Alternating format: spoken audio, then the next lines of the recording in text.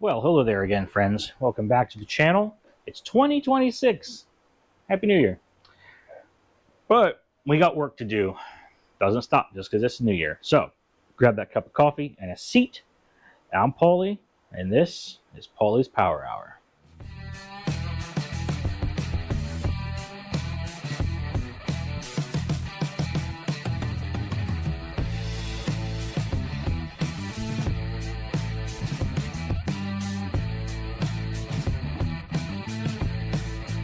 So of course, the first video of 2026 actually gets messed up on my camera. I had a bunch of footage I filmed, shot, recorded, whatever you want to call it, gone.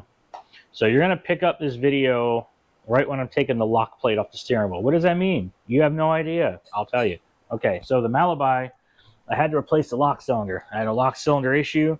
It was broken. It was worn. I was not able to turn all the way to lock the column. So I had to replace the lock switch, the lock cylinder, and in doing so, I had a camera in here nice and set up. Everything was great. I showed you how to take the steering wheel off, and then once that happened, I looked over and I realized that the camera had stopped recording, the footage had gotten corrupt, and I lost it. So, in order to take this off, there's two screws back here. They're 5/16. You got to take them off. This comes off, and then you're going to see towards the end of the video there's a snap ring and a bolt, and then I show you how to use and set up the steering wheel puller. You pull it off, and then we're into the lock plate snap ring, and then how to pull out the ignition cylinder, how to pull out the turn signal switch, and we go from there. So without further ado, I'm going to fade, and we're going to join in progress where the steering wheel is off, and we're taking off the lock plates. Okay, so with this lock plate pushed in, we have these grooves in the steering shaft. Now what I like to do, and it's going to take two hands, so I'm probably going to have to put the camera down, but what I like to do is get in these grooves. There's the horn.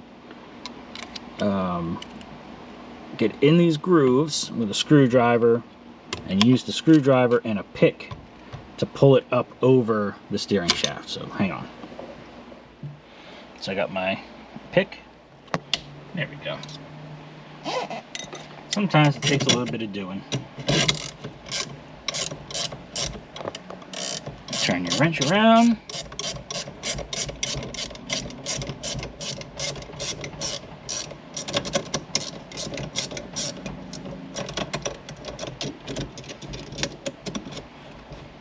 Now you will need this tool again when you put this together.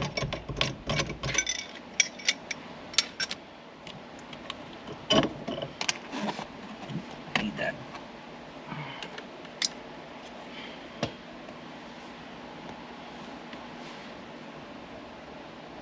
You see, this has a tendency to rotate on you. So just so everything goes back in its proper place,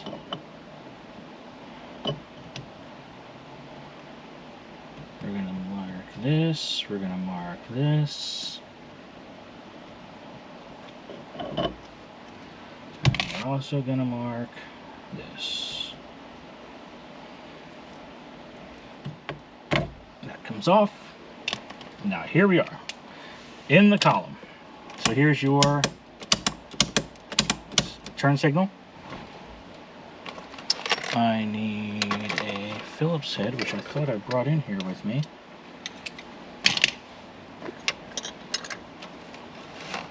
I guess I did not.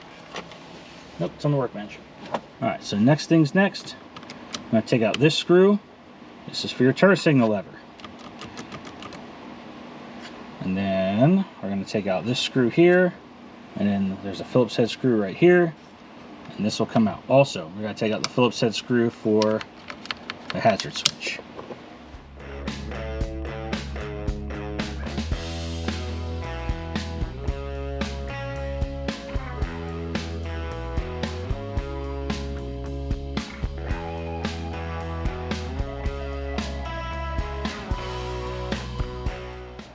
This is that big spring I was telling you about that holds that locking plate in place.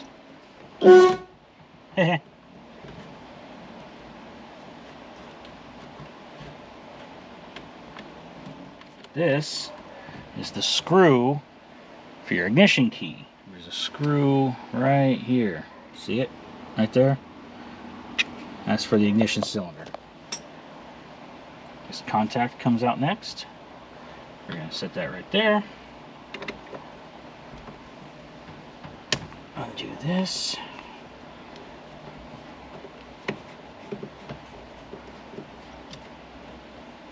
And the lock cylinder comes out. So is this a problem with the lock cylinder, or is this a problem with the column itself?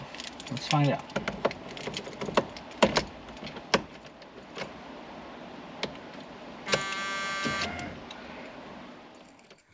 So now we can put the turn signal switch back in.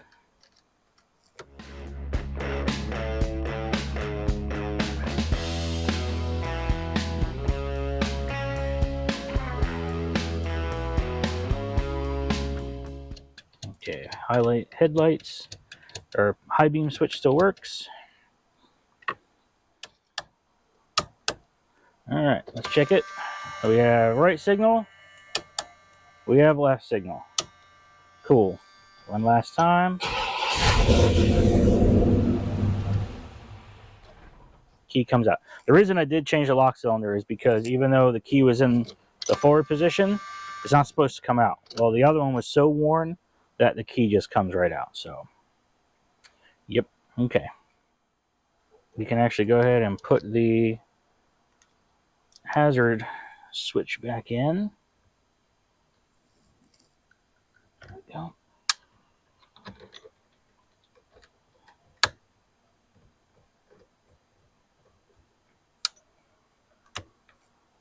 Hazards work. Hazard switch returns. All right, cool. Next thing's next is going to be this guy, which I already marked which direction it goes. Right there. And then the lock plate, which I already marked the direction it goes. Like so. Kind of the opposite way of how we did it before. Oh, but first, you want to put your snap ring on first.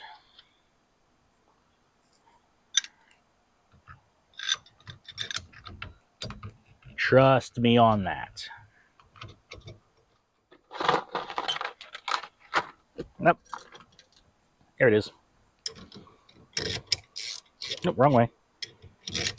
Up, aha, first try.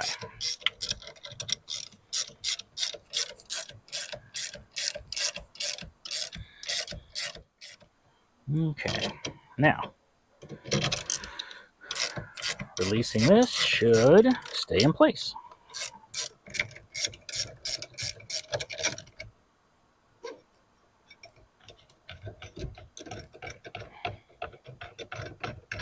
Hey! Now the wheel can go back on.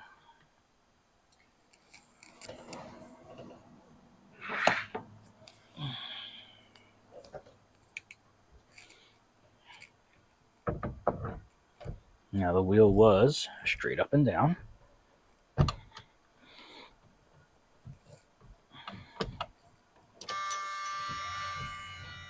works. Turn the key off. Wheel locks. Wheel lock still works. Yay! Some people would say this is a no-no. I'm going to be like everybody else in the car world and say, I've always done it this way, and I've never had a problem. You start this by hand.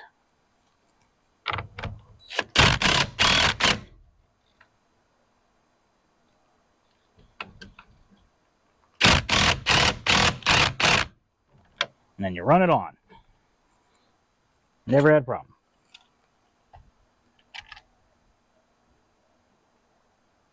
Okay, good. That covers that. All right. Don't forget your little extra snap ring here.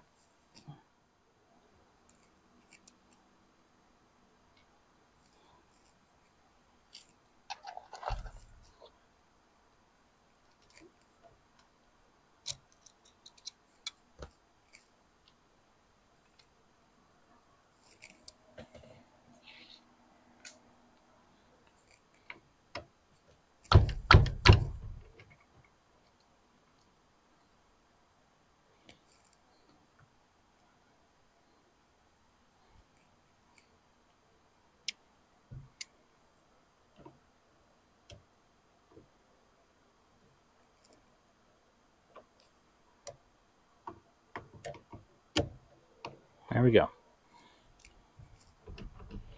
Now, just in case I indeed lost the footage, which I hope I didn't, when you remove the steering wheel, you pop this off, you take your nut off, right?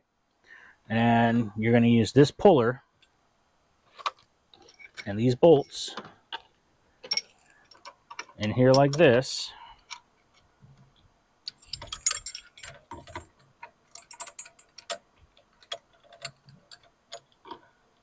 And then you tighten this and it pulls the wheel off.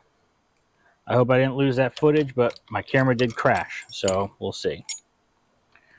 All right, so now, what's next? Well, the horn. So here's hoping I don't honk the horn 50 times before I get the damn thing put back together. All right, like I showed you, those little pegs, they go in, and then they turn, and then they lock. And then this goes like that. Oh, horn works. So, yay. All right, let's go ahead and put the screws back in.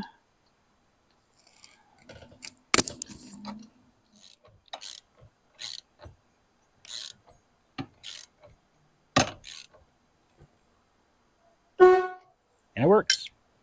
All right. Left signal, right signal. High beams work. Four ways work.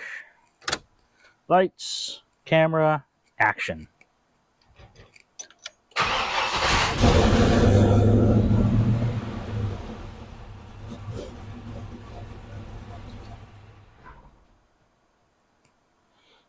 Cool.